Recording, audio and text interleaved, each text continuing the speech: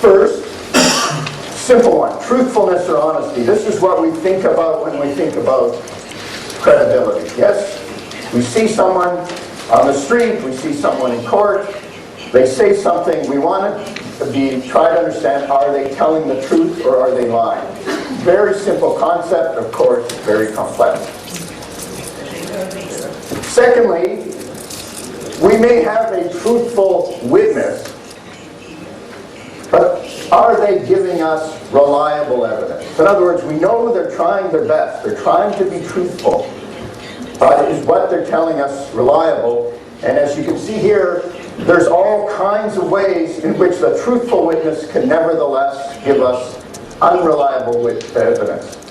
The most important, the one that Susan's going to talk about, eyewitness identification. But there can be others, simple mistakes, language barriers, people testifying in a different language, in a different dialect, and the simple misunderstanding of a simple word can change the whole context. And then, of course, the problem that plagues a lot of what we do in courts, problems of memory. We have in Canada started to prosecute, for example, cases of child sexual abuse that happened 10, 20, 30 years ago. The victims of these crimes are coming forward much later, and they're telling a story that happened 20, 30 years ago. They may be trying their best, but how reliable is a memory of an event that happened 25, 30 years ago when a child was 3 or 4 years of age? Can we rely on that? And then the third concept, and a very important one, is we may have a truthful witness. We may have a reliable witness, but we're never sure. We're usually never sure. And so what we do is we look for other information. Is there other information in the case that we know is correct that will help us decide whether or not the person is telling the truth? And of course, if we make a mistake about the importance of that evidence, if we misunderstand the inference that should be drawn, then we can be misled. And so, as I say here, mistakes, there we go, mistakes can be made at any stage. And a mistake at any of these stages can lead to the wrong result, whether it's an improper conviction or it can be just as serious, an improper acquittal. The system suffers if the innocent are convicted, but the system also suffers if the guilty are let free. So how do we assess credibility? The one that Christian talked about and that you're most familiar with in the oral system is we just look at the person. And we're going to do that later on in about an hour or so. We're going to actually try that. We're going to have that exercise. But ordinarily you look at the witness and you say, okay, I'll figure out, if I listen carefully and if I watch them carefully and I see what their eyes are doing, I'll be able to figure out whether or not they're telling the truth. And this is what we call in English demeanor, aspecto, how they're presented. The other thing that we look at is we look at the story itself. Does the story they're telling make sense?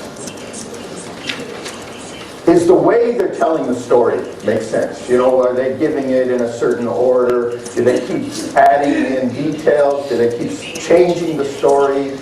These are the other things we look at.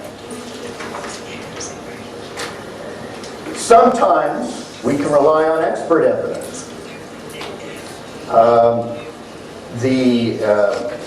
One of the mechanisms that we have struggled with in the common law system is, should we allow lie detectors into our courtroom? By and large, the answer of the common law courts with an oral tradition is no. The lie detector is not admissible. In a sense, we say to the judge, you're the lie detector. You've been doing this for 20, 30 years. You should be able to figure it out. We're not going to hook somebody up to a machine and get the answer from a machine. In any event, the science about how accurate a lie detector is very uncertain. The believers, the people that say it's infallible, they say we can show it's effective 98% of the time. Other studies are very, very skeptical that that's true. We sometimes rely on psychiatrists or psychologists. There are some mental illnesses which we know produce people who are very good at lying. We call them psychopaths. I don't know if that's the term here. These are people that have essentially no conscience. And so it's very easy for them to lie and not show any signs that they're lying because they're very confident. It's a mental illness. But by and large, again, what the common law courts say, and we'll talk about here whether this is something that you want the same system here, is we don't allow experts to come and tell us who's telling the truth. Judge, that's your job. It's not for someone else to come. Something that the Europeans have been using and trying is called statement validity analysis. I don't want to spend a lot of time on it. There's a lot of skepticism about it. I'll just tell you very briefly what it is. The idea behind it is that the victim of child sexual abuse, if you look at her first statement, the first complaint she makes, you should be able to analyze it, and by analyzing it, you can tell whether the complaint is true or false. And this is what's called statement validity analysis.